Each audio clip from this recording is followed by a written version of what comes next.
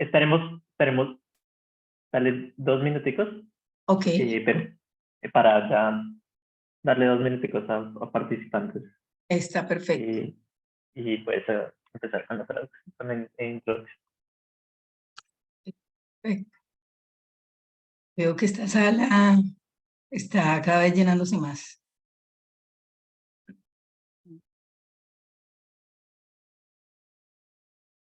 Qué bueno.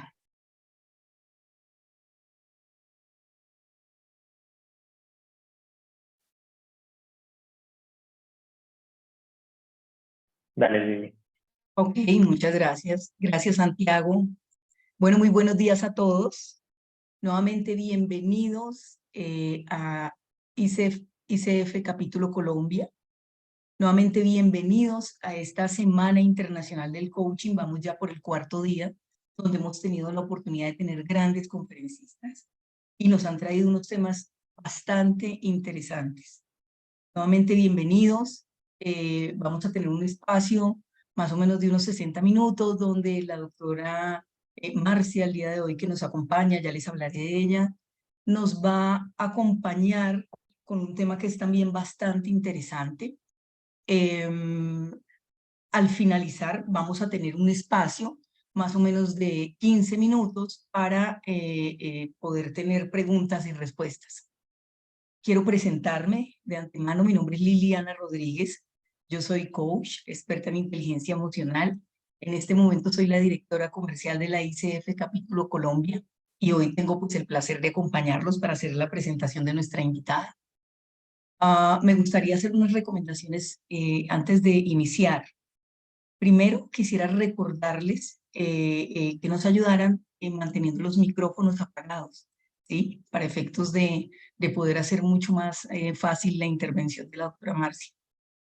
Lo segundo, contarles que al finalizar este espacio, vamos, Santiago Barragán, que es la persona que nos acompaña y pues es la persona que está, digamos, como detrás de toda esta organización, él nos va a apoyar enviando un link para poder llenar una encuesta de satisfacción.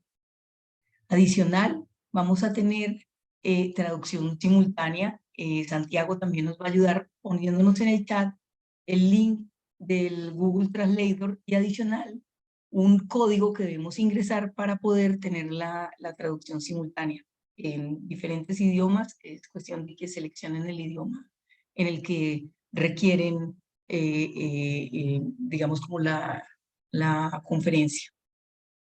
Otro tema es que recuerden que esta charla nos da códigos de educación continua, nos da créditos, perdón, de educación continua, nos da 1.5 CCs de educación continua. Lo único que necesitamos es enviar un correo a afiliaciones@icfcolombia.com solicitando precisamente esos créditos. También quiero recordarles que esta conferencia queda grabada y a partir de la semana siguiente pueden consultarla en nuestro canal de YouTube del capítulo de la ICF Colombia. Allí se van a volver a transmitir cada una de estas conferencias por si de repente alguno quiere repetirla y poder como sacar lo mejor de ella. Bueno, sin más, quiero pasar a presentarles la conferencia del día de hoy. La conferencia del día de hoy es Coaching para ver posibilidades más allá de la niebla del miedo. Nos acompaña la doctora Marcia Reynolds. Ella es MCC, tiene 41 años de experiencia en el desarrollo de líderes efectivos en todo el mundo. Ella entiende las culturas organizacionales, lo que bloquea la comunicación y la innovación, y lo que se necesita para unir a las personas para obtener mejores resultados. Ha tenido la oportunidad de entrenar líderes impartiendo programas de liderazgo e inteligencia emocional y ha dictado conferencias para clientes en más de 43 países. La doctora Marcia fue la 5ª presidenta de la International Coach Federation y es una de las 20 coaches reconocidas por la ICF en su Círculo de Distinción. También tiene un doctorado en psicología organizacional y 2 maestrías en psicología del aprendizaje y las comunicaciones. Ella enseña en escuelas de coaching en 4 países, así como desarrolla y apoya entrenadores o coaches internos en las organizaciones globales. Hello, Marcia. Welcome to ICF Colombia chapter. Welcome to this space. Thank you for joining us. I give you the microphone. Okay. Gracias. Buenos días. Buenos días. Okay, let me bring up my slides. There we go. Okay. I just want to explain that when I say fear, it doesn't, there's, a ranges of fear. It could be all that's going on in the world and the uncertainty, and I don't know what's going to happen. But with their clients, it's often the fear if I make a certain decision, it will be wrong. I will make a mistake, and I don't know how to live with that. So fear in coaching shows up in many ways. But no matter what, it fogs the person's perception and the ability to make choices and see the way forward. It's one of the greatest gifts that we give to clients, is the ability just to clear the fog so they can see what's truly best for them, what they want, what would be the greatest outcome if they take the risk, and what's really holding them back. So fear is a big, big topic in coaching because we're so afraid of what we don't know. And often what happens is we see the worst case scenario. And you will hear your clients say that, well, the worst case scenario. It's like, and I don't always say, I will say, so what are the consequences? What could happen? But often I will say, so if the worst case scenario happens, what will you do next? Because they haven't even seen beyond that, okay, if it doesn't turn out like I want it to, there's still a next step. And so again, moving them through that fog so they could see, oh, well, if it doesn't turn out well, I will know what to do after that. So facing, and please don't ever tell your client, oh, it's okay, it'll all work out. All right, that's not helpful to try to ease their pain. It's like they're just going through this difficulty. So we're still dealing with what is. And there are times people will say what they want to happen, and I'll say, how likely will that happen? Like, I really want my boss to stop it. Well, how likely will that happen? So better to look at what is the truth for the situation right now that you see, than to pretend it can all go away. So the truth is, when we have uncertainty, when we have doubt, it's very difficult for humans to see through that. And sometimes the smarter they are, the more difficult it is, because then they come up with reasons and rationalizations why they can't move forward. They do that well. We become master rationalizers. And so what they need is a coach just to help them think through this fog, this uncertainty and doubt, because they cannot see what's possible in the future until they see through it. So in neuroscience, they call this being an external thought disruptor. I love that concept. What they say is, the neuroscientists and behavioral scientists say, we all, no matter who we are, get stuck in thought patterns, and we see things this way. And sometimes all we're doing is opening that up just so they see something else. Like yesterday, or Tuesday, I was doing a demo. And when I finally asked the question that helped her to see beyond the fog, she goes, I should have thought of that. Well, but she couldn't because she was stuck in her thought pattern. And she just needed me to share what she was saying and to ask some questions so she could examine it out here, not in her head. We get stuck in our head. But as a coach, we're a thinking partner. We're not a problem solver and telling them what to do. We just bring their thoughts that they're speaking and feeling, causing emotions out of their head so they can see it out here. Like, oh, that's what I'm thinking. Because when they see it out here, we're disrupting the patterns and they can start to see the gaps in their logic and how their fears may or may not come true. The assumptions they're making about the worst case scenario, the shoulds they're living by. I should do this. People tell me I should do that. Whenever you hear the word should, you need to ask, is that what you want or is that what other people want? Too many times people live by shoulds. I've been hearing it all this week. Yeah, but I should. No, can we just take that out of the language? What is it you want?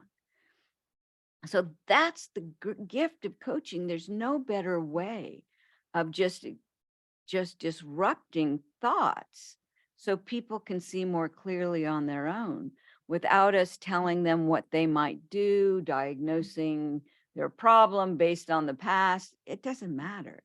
What we're doing is just to see clarity in the moment, which gives them the confidence to move forward. Clarity always leads to confidence. And that's the gift and value of coaching. So we actually coach people to see through the fog of fear, doubt, and anger. So I'm going to give you a few ideas today, and I hope that the bird, can you hear the bird noises? A little bit. Don't worry. Okay. Don't worry about it. Okay. Yeah, they're attacking my cat. It's that time of year. The birds are having babies and the cat wants to go out. So it's this drama going on in the house. So I'm going to share a few ideas of coaching that's not necessarily taught in your initial coaching. And then I really want to end with some tips on the energy you bring. The energy exchange is the most important part of coaching, not what you say. And too many times coaches are so stuck on, I have to meet my competencies. I have to ask, what do you want at the end of this session? What's your measure of success? And it's out of context. And the people don't feel like you're with them. So every question you ask must be in context of the conversation, that based on what they're giving you, not to go down your list. So this is why coaching is called transformational, because it transforms thinking. Okay, not necessarily as a result. Yes, they will take an action. We have to ensure that they commit to at least one thing. But we're not focused on, well, what have you done? What do you think you should try? That's problem solving. When a leader comes to me because they're struggling with the impact they're having as a leader or the relationships with their peers, I don't say, what are you doing?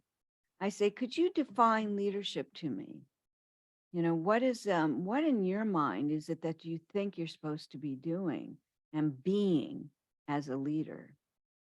We start there, and then start to look at, well, what do other people expect from you? What is it, the outcome that they want you to have that's not happening? We explore their thinking about being a leader, not necessarily what's working and what's not working. They can do that on their own.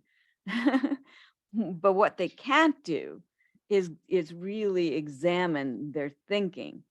And that's what you're doing with them, is helping them examine their thinking, which makes this a transformational process. The moment that they see something new, even if it's simple, okay, breakthrough doesn't have to be, wow, profound. It could be like my client. Oh, I should have thought of that. I call it the duh moment. Duh, I should have thought of that. And sometimes the duh moment is the most profound moment in coaching. And that's still an awareness. Awareness is just, I see it slightly different than I do now. And you always get them to articulate, what is it you're seeing? Then you can ask, what will you do with that? What's changing? What behavior will you take? So the transaction comes at the end after the new way of seeing, which is the awareness. So again, it doesn't have to be this humongous thing.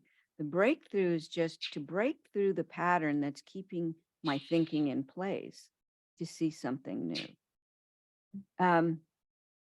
Oftentimes, is it really they don't know? When they say, I don't know what to do they mean that? Or they're afraid to take the steps that they've been thinking about, that they don't believe are possible, that they're afraid they will fail. You know, and this is why we truly have to explore thinking and never, ever, ever, ever, ever assume that you understand their perception. I don't care how well you know them. Some of my best questions when I start coaching is, I ask, what's the challenge you're facing? And then they start to tell me their story. And within the story, I'm going to hear some important words to them. And I'll say, could you tell me what you mean by that? Even if they say, I just need to feel more comfortable with what's going on. Could you tell me what comfortable means to you? What would that look like? What would that feel like? That's going to help you drive to the agreement of the outcome of the situation. Not you asking, so what do you want at the end of the session? Because they don't know. They're just going to reiterate the problem. So as you see, I don't like that question. You're going to hear within the challenge, what they want and the challenge they're facing, and then you offer it back to them. So is this what you want to resolve? Is this what you want to have that you don't have now? You ask them, and then they'll tell you, you want to get to what exactly is it that you want that you don't have now? And then you can coach them to what's getting in the way. This is why we say we coach the person. I think my book's behind me. Not the problem. Although I see in the WBEX pre-summit, Jonathan Wrights is doing a coach the problem. Somebody said, are you offended by that? I'm like, no, I'm flattered. So yes, of course, we're looking at the challenge, but we're coaching their thinking around the challenge, not their behavior. And that's why we coach the person. We're a thinking partner. We're together with them. We're helping them to see beyond. And this is the critical thing. The ICF definition says that you are a partner in a creative process. Okay, so there's a power dynamic in our conversations. So the power dynamic as a partner is we're equal. I'm just sharing what I hear you say, and I'm curious. If I'm your mentor, then I'm more powerful in the conversation. If I'm your therapist, if I'm your advisor, then you shift the power dynamic. And that's why I say check out your urge to give advice, because you're now making them less than you. When you give them advice, you're making them inadequate. You're making them not as good. And if you continue to coach, you have to trust the coaching process. They will get there. They will get there. That's the distinction of coaching from all the other conversational interventions. So we need to stay there. And this is why if you ever hear me coach, I use reflections even more than questions, because I just want them to hear their thinking. So you're telling me this. What do you mean by that? What is making that important to you? But I'm always starting with reflecting using their words, what they're saying, and then we explore it together. This allows them to look down on their thinking, to hold it out here, to almost like separate their thinking from their, this is what is, and this is where I'm stuck. That's what we're doing in coaching. Because you see, we all live by our stories. I look out my window and I see a tree and a bird that's attacking my cat. But I can only define it as a tree and a bird because I learned that in my past. That's a tree, that's a bird. Okay, so our stories are based on our past experiences always, not the present moment. We don't see what's really all happening right here. We're interpreting what we see based on our past.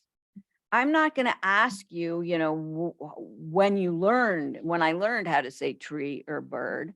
I just need to know how you see the situation right now, because that's defining your reality and also your identity. And the more and more research I do, the more I recognize coaching is about coaching how the person sees themselves.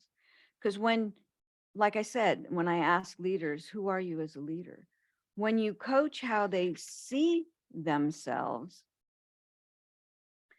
that's how they see themselves is directing their choices of behavior. If you can coach them to become, when you say, so what is it that you want to create for yourself? Let's say, I just want to be more calm in this situation. You talk to them about, what does being more calm look like to you? What would be important to you?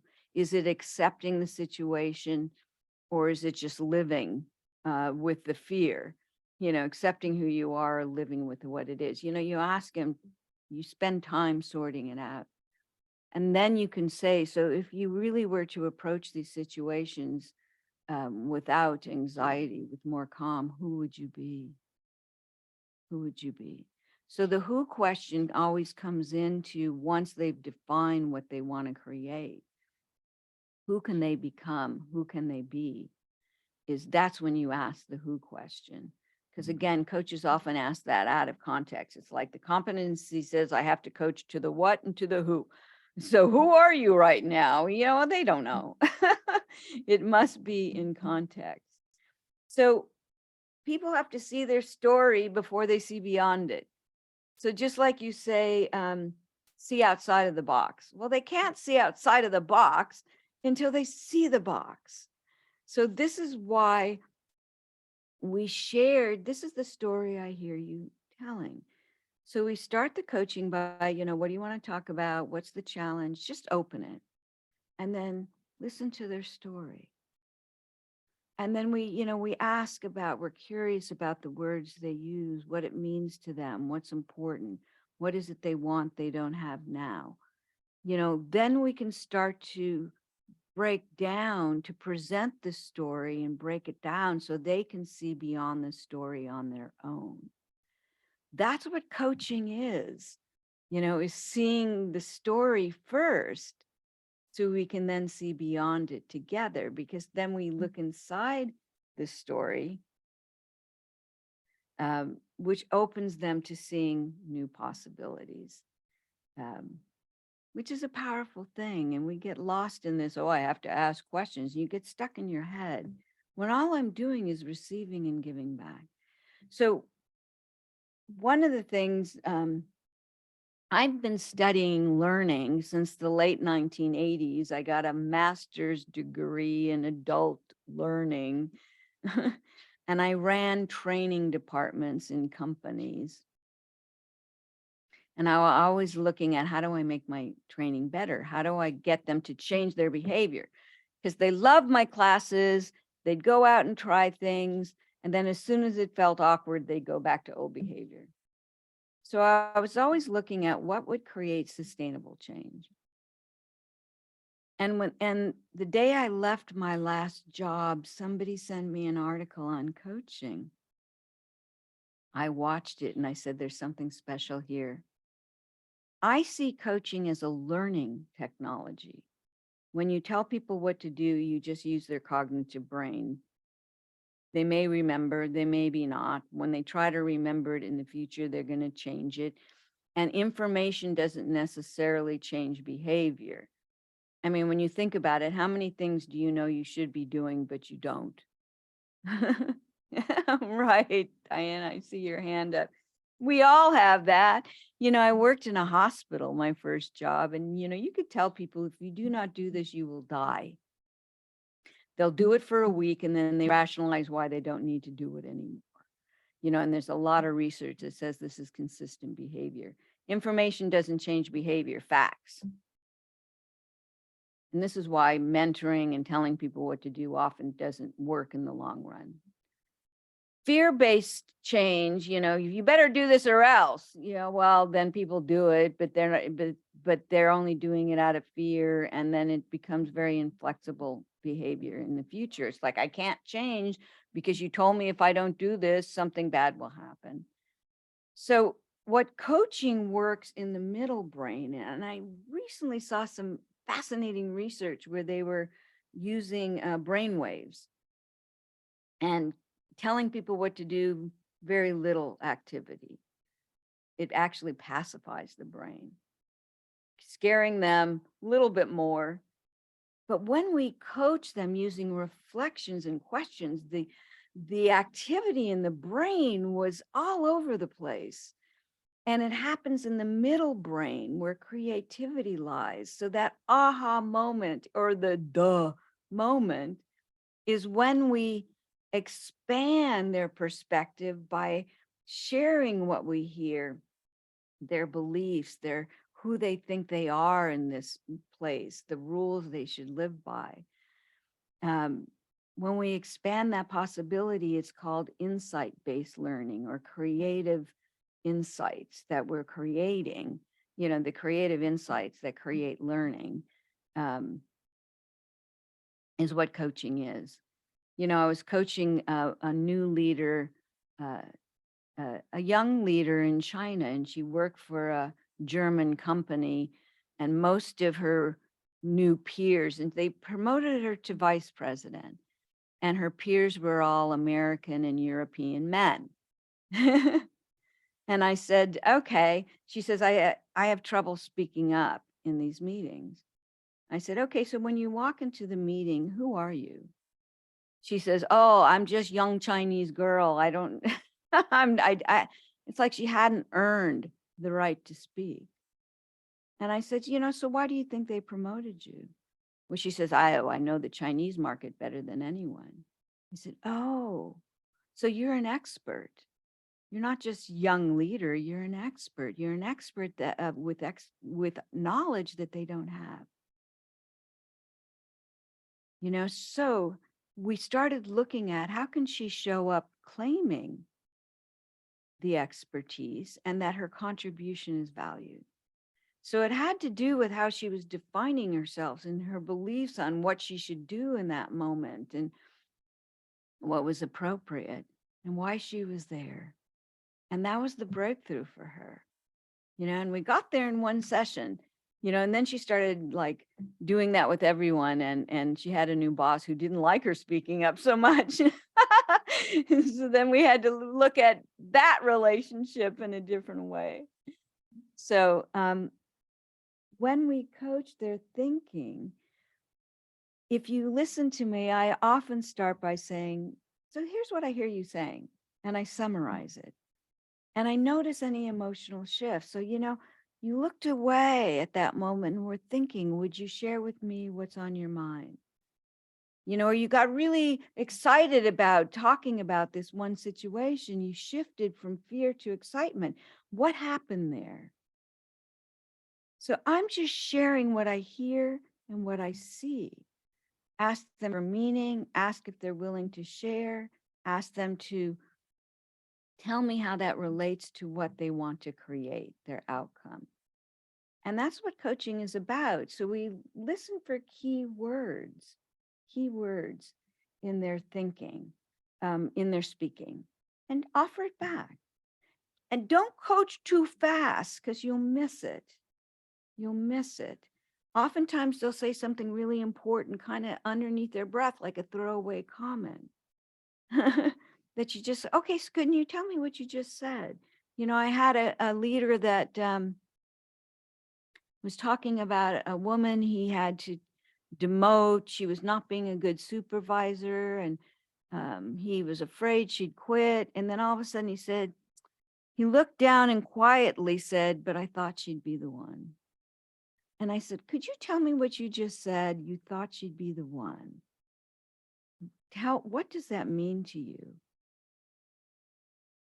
He got very quiet and said, I think I promoted her too soon. I said, okay, so how does that change your conversation?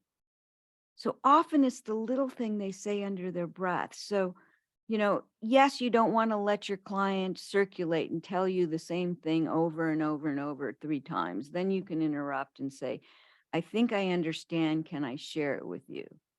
Okay, you give them the reason for interruption and ask for permission, and then you share. But other than that, really listen, take a little time to hear what they're saying, and then you ask them about the words and the energy shifts. That's the critical piece. And if they show emotions, that's okay, that's good. Okay, don't jump in and try to make them feel better. I don't care if they cry. You know, the crying is just an expression of an emotion that's going on. Often it's because they see something new that they weren't facing before. Let them cry. They will come out of it. All emotions have an arc of intensity. They have the emotion and it starts to diminish. And when it diminishes is when you ask them, can you tell me what just occurred, what you're now seeing? What you're now seeing. Coaching isn't about helping them to feel better. Coaching is about helping them to see better. Okay, so just stay curious. Just stay curious as to what is their experience right now. You know, and ask them, they'll talk about it. So again, we start with what do they want to have that they don't have now, but you base that on the story that they give you. So you share what you hear as their most important, you know, what is their story, what's most important to them. And then we can start looking at what is it you want that you don't have right now, what's getting in the way, what needs to be addressed or resolved. Okay. And at the end is when when they have like even if a small insight is when you say, so what will you now do with that? So don't ask them during the coaching, so what are you going to do now? It's too soon. It's after the insight. So what are you going to do now? What's your next step? Then we do come back to a formula. What's next for you? When are you going to do that? Always ask the when question to make sure there's a commitment. And you might say, could anything get in the way of you doing this? Or if it doesn't turn out like you like, what will you do next? Those are my 2 options. It just depends on the situation. This woman I was mentoring, she's like, okay, I'm going to carve out Saturday to sit down and plan this out. But she's a doer and she's always busy. So for her, I said, could anything get in the way? And she said, yeah, I suppose I have things come up. I said, so what will you do with that? She says, I'm putting it in my calendar. I'm going to hold it sacred. Okay. Whereas if somebody gives you a action that depends on somebody else's reaction, I'm going to have this conversation with my boss. I'm going to have this conversation with my family. Then you would ask, well, if it doesn't turn out like you like, what will you do? Okay, because they can't control other people's reactions. So that's when you ask that question. When their action is based on conversation, then you say, if it doesn't turn out like you like, what we do. Somebody's asked me, does that take the energy down? It doesn't matter, because if it doesn't turn out like they like, they may call themselves a failure. But if they have a plan B, it helps. So that's at the very end. But to make all of this work, it really depends on who you are as a coach. So at the end of this slideshow, there's I'm going to give you a web page, and one of you, Santiago, Liliana, you can download a visualization of how to open the nervous system, and you can translate it for everyone. So I'll give you that at the end of the session. So I don't have time to go into how do we open the entire nervous system, but just know that we rely on our brain, but we have a processing brain in our heart and a huge one in our gut. I've taught in 43 countries, in every language, people have a statement. I should have listened to my heart. I should have trusted my gut. So for one thing, we receive information with an open nervous system better than just listening. But there's an amazing thing that's been done in the therapy world, research that shows when I'm fully curious and I care and I have the courage to ask you questions, people feel safe with you. They will let you challenge them. They will answer the questions or tell you you're wrong, and that's okay too, because then they'll tell you what's real for them. This is an important piece, so that's why I'm going to give you the web page to download the visualization. There's also an audio version. I don't know if you can translate that. Maybe you can with your translator. But there's a lot of things that will help you. But you use your emotions. I'm curious, I care, and I'm courageous. And before you go into coaching, just, clear your mind and say, I'm curious. I don't know what's going to happen. I care about my client and their future, no matter what, even if they disappoint me. And, you can do that by just remembering something you're grateful for in your life, and it will open your heart. And then when you go to your courage, just remember a time in your life when you spoke up or stood up in spite of your fear, and feel the energy in your gut. That's courage. That will open your gut. And that seems to be the harder place for coaches. They're good with their heart, but not with their gut. So that's the place to work, which allows you again to receive fully what they're giving you, the intention, the meaning behind their words, when they're not fully saying something, but you sense there's something else there. When you open up your nervous system, you can receive more fully. And you don't get stuck in their story. So I like to talk about this. And again, there's not a lot of time, but all I'm saying is non-reactive empathy means I sense that this is very sad for you, that you're going through, you're grieving. It's a difficult time. But you don't feel sad. You don't cry. You don't step into their emotions. You just sense it, offer it back with compassion, but release it. Don't hold their emotions in you. Okay, that's not helpful to the client. You might need to use silence and give them space. So empathy, the word empathy just means understanding. It's not sympathy. I don't feel badly for you.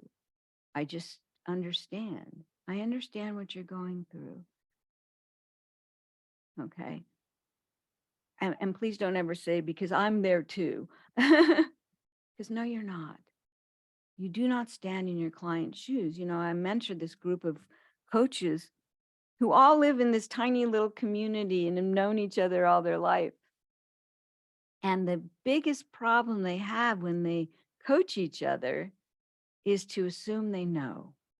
They know what the person is experiencing, what they're going through. No, you don't.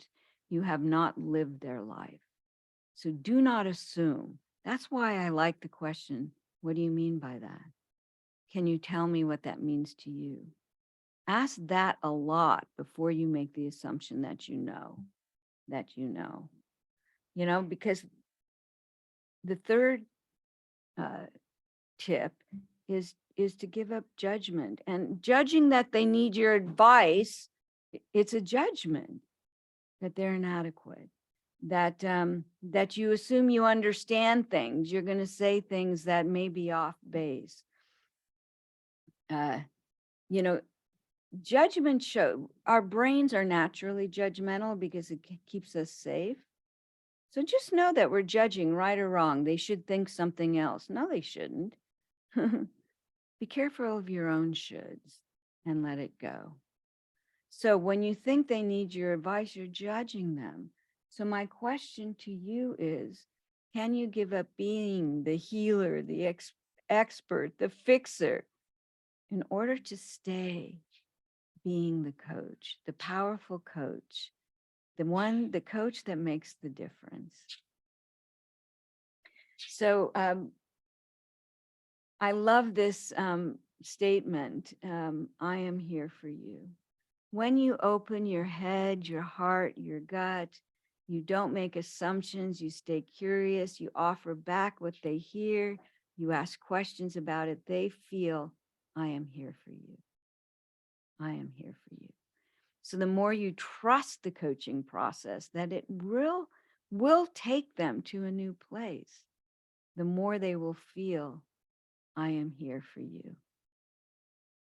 So I believe you'll get the slides. But anyway, this is an exercise you should work on with each other. Just practice reflecting and asking questions. This is a good exercise you should do with your coaches. So you recognize your urge to fix. It doesn't mean, this is just a listening exercise. To notice when you're not appreciating their experience, when you're jumping in, making assumptions, and wanting to fix them. This is really important you practice this, just reflecting and asking questions, because it'll help you to be a better coach. So give up knowing, be curious, believe in their potential. They are creative, resourceful, and whole. They're a whole person. You don't need to fix them. You don't need to make them better. Just help them see better. So partnering, when we say you're coaching, you're a thinking partner, it depends on what you bring, the energy you bring to the presence. And, mastery is not a destination. We are on a path of mastery always. I've been coaching now 27 years, and every year, because I get to practice, do demos and teach, I get better. People always say, how did you hear that? And it's like, well, because I was just open to receive it. I was just open to receive it. And I've, developed that over the years. So it's not about asking those questions you think are on the competency list. They will come out. It's about how the energy you bring, the connection with us together, the collective wisdom that emerges. That's most important to coaching. So this is the web page. If you want to copy it, and put it in the chat or take a picture. This is a hidden page I only share with coaches. So there's, all kinds of things on there, but the visualization for head, heart, and gut is on. There's a link to that and the audio on this page. Okay, you've got the page. All right, with that, I'm going to open it to questions. I believe, yeah. Thank you, Marcia. Yeah. Para todos, bienvenidos. Mi nombre es Santiago Barragán, soy el director de Educación Continua del capítulo de Colombia. Qué honor es estar con ustedes en este espacio de aprendizaje mutuo, escuchando a una persona como Marcia. En este momento me gustaría invitarlos a todos a que pongan sus preguntas en el chat y nosotros estaremos moderando las preguntas y la conversación. For everyone who speaks English, who is not in Colombia, my name is Santiago Barragán. I'm the Director of Continuous Education of the chapter. Please, I invite you to put any questions you want to ask Marcia, and I'll be moderating the conversation.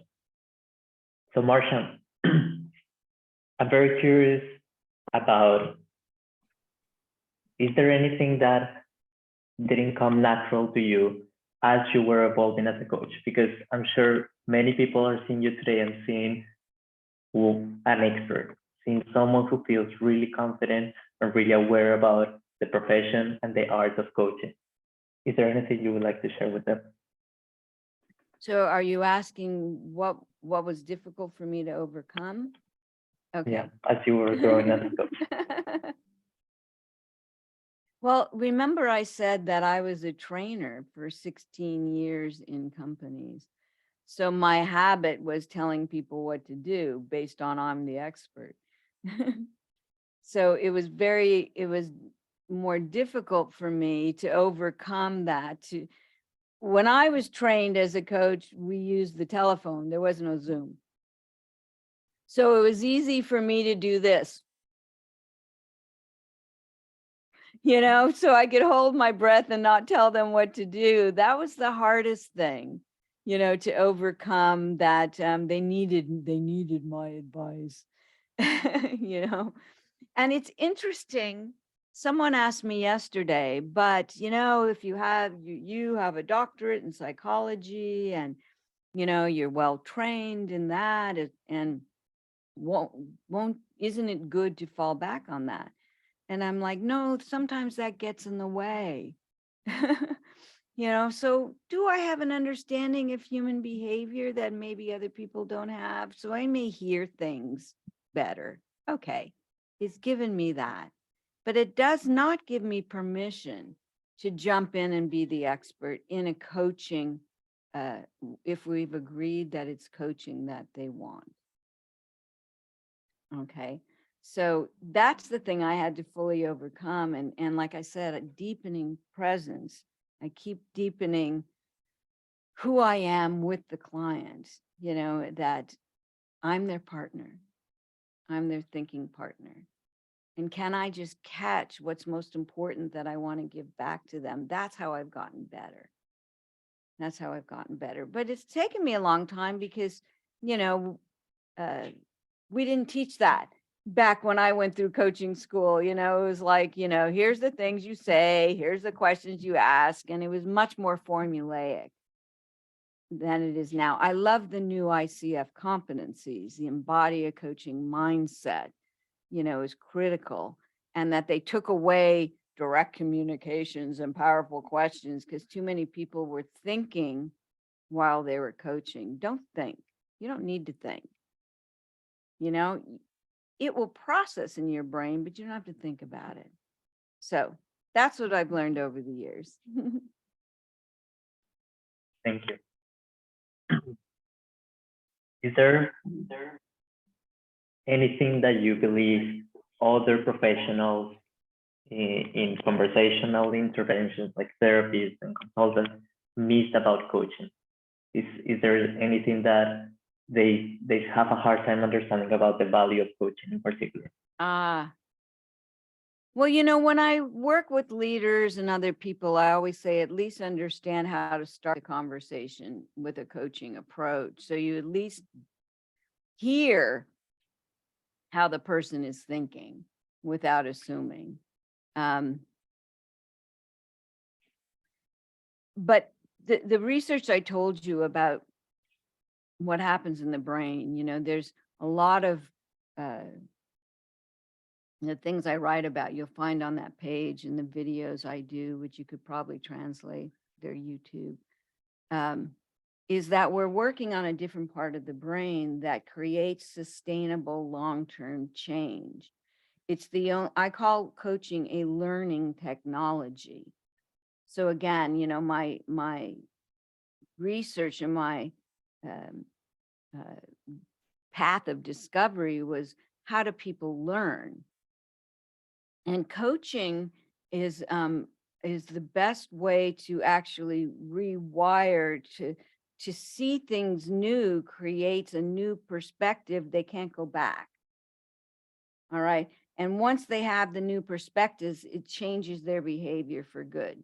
When I tell you what to do, it's only cognitive, you know. So again, that maybe they'll change, maybe they won't. So the thing with coaching is that it's the best learning technology we have right now. It creates sustainable change better than mentoring, directing. You know, there's a lot of therapies that are similar to coaching, so I'm not going to say better than therapy. But its relationship is different.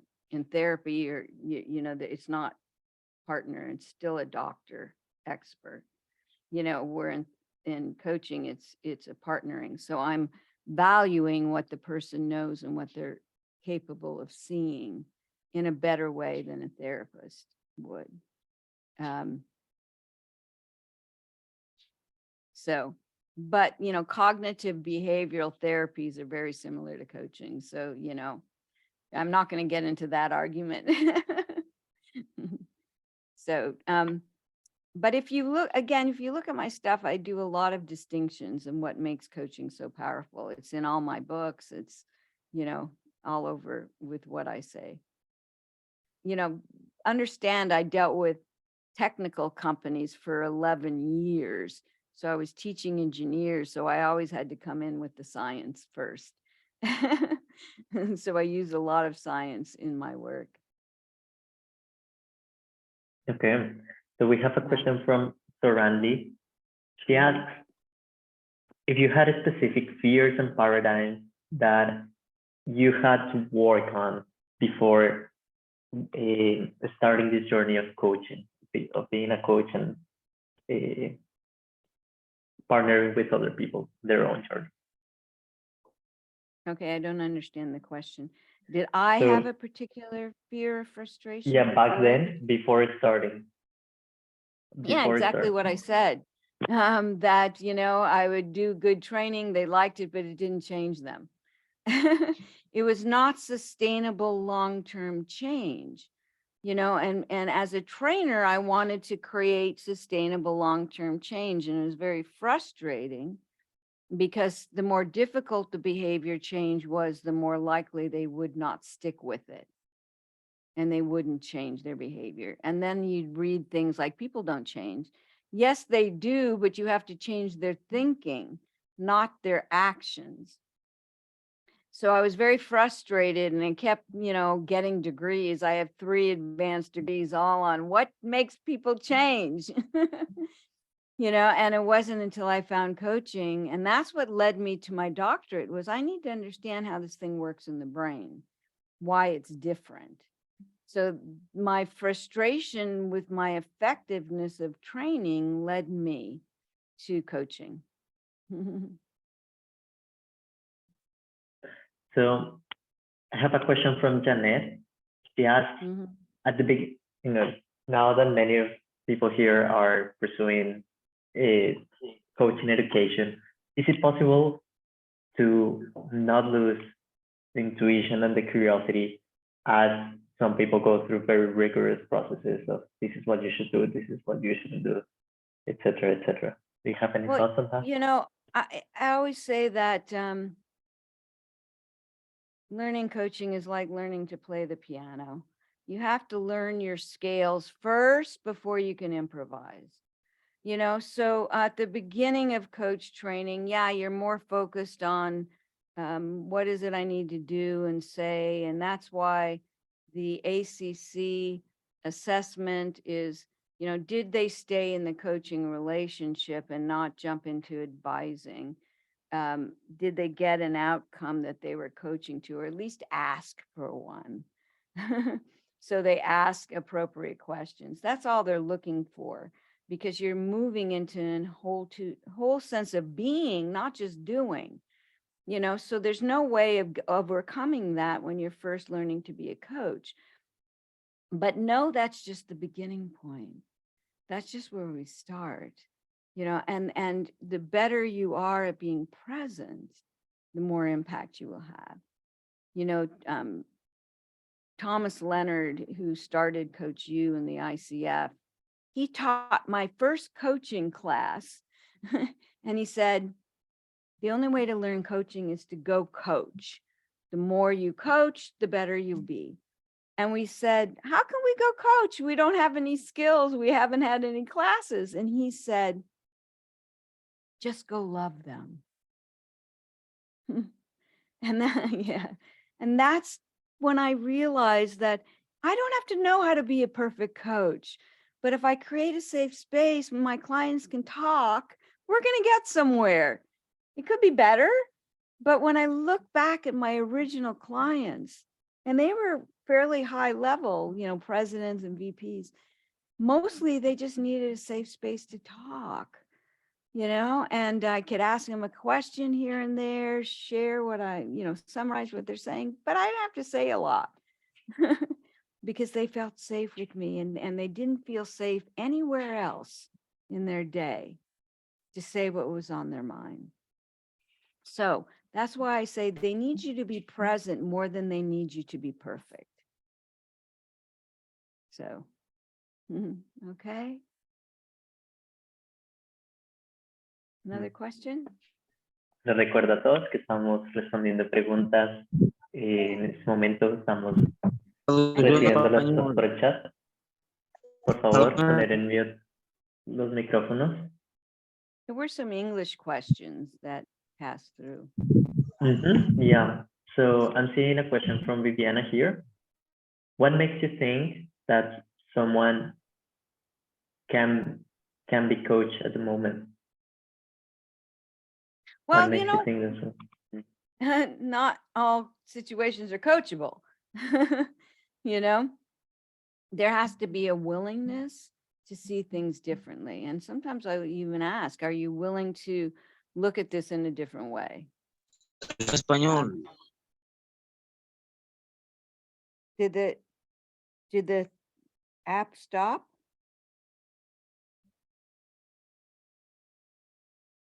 Okay. So, are they asking you to translate the question into Spanish? Can you see for a moment it's in the phone? Yes, it's still working. Okay. No, please continue. Okay, I'll just restate the question then. The question is, what makes you think you can coach in the moment? You can hallway coach. If somebody says, I have an issue I need to deal with, I'd like to hear your perspective, just look at them and say, well, tell me what's on your mind, what's making this a challenge for you? Share with me what's happening and what you've been thinking. Just turn around and ask them to share their perspective, and there's all kinds of things, whether you're coaching, and if the person's not willing to look at their own thinking, then they're not coachable. But if they have a little bit of willingness, if you can find the payoff, what's important to this person right now that they be willing to be coached on. So I often ask my clients, okay, forget what your boss says. What's important to you that I can help you with? And we look at their goals. But it's always helpful, I had a colleague who had a big problem and everything was breaking down, and he ran to his boss and said, and they laid out the big problem. This is what's happening, and these people didn't show up, and we don't have these resources. And his boss looked at him and said, wow, I can't wait to see how you handle this. And he had no choice but to turn around and handle it, because he was just stuck in the moment, the fog of fear. And the boss said, oh, I know, basically, I trust that you can. And he turned around and did it.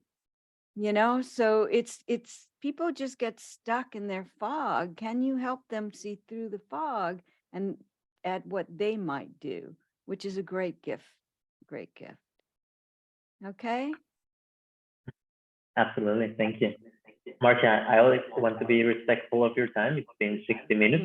There are some more questions coming up, but you can always let us know and we'll do a wrap up of the session, if that's okay with you. Okay, so there's an issue connecting to the conversation service. Don't worry. If you can start it again, if Okay. we want to run just a couple more questions, and then we'll re-share the code. Vamos a compartir una vez más el código porque se acaba de cerrar la sala. Okay. Did it start? Yes. And then you Okay. can share the Okay, you link know what? in the I'll chat. do one more. How about one more question? And then I'm Absolutely. gonna Would it be go. okay if you put the code in the chat so that few people see it? Oh. Yeah.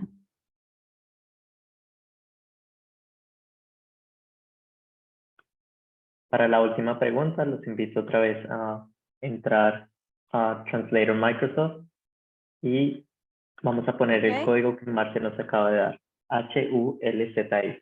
We're going to give a minute so that people join. We'll do one more question and then we'll wrap up. Okay, great. Mhm. So, well, I see lots of messages of people thanking you for all the inspiration and all the knowledge. Mhm.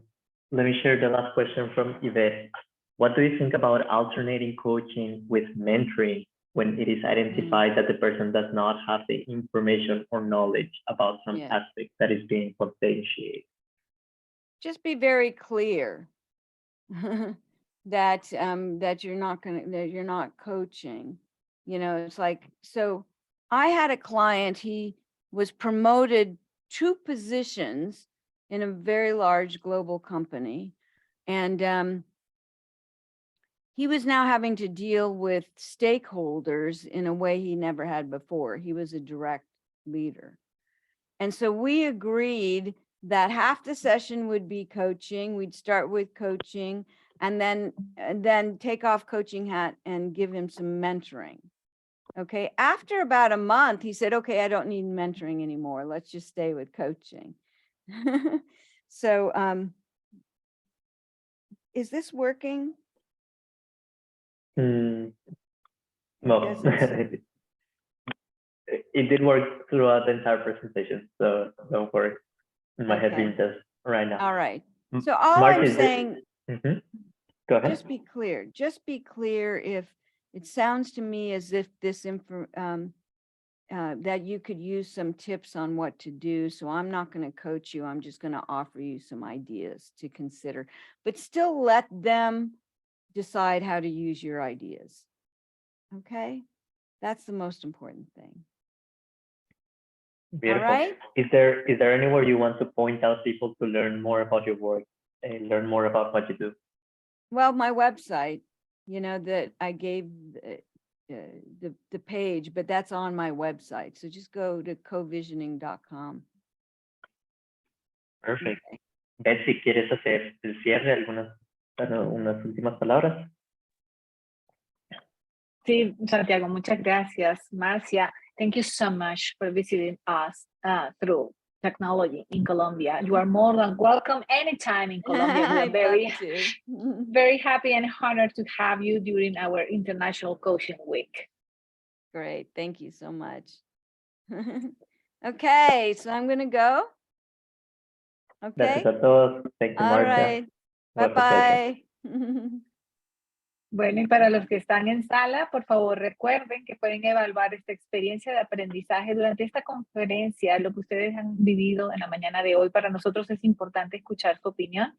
Allí tienen el link en el chat para evaluar. El link está en inglés y en español. Creo que ya se han retirado casi la mayoría de los extranjeros. También recuerden que cada una de las conferencias de la Semana Internacional del Coaching otorga créditos de educación continua que son muy valiosos para renovar nuestra credencial. Pueden solicitarlos a través del correo afiliaciones@icfcolombia.com. Todas las grabaciones estarán disponibles la semana que viene en nuestro canal de YouTube.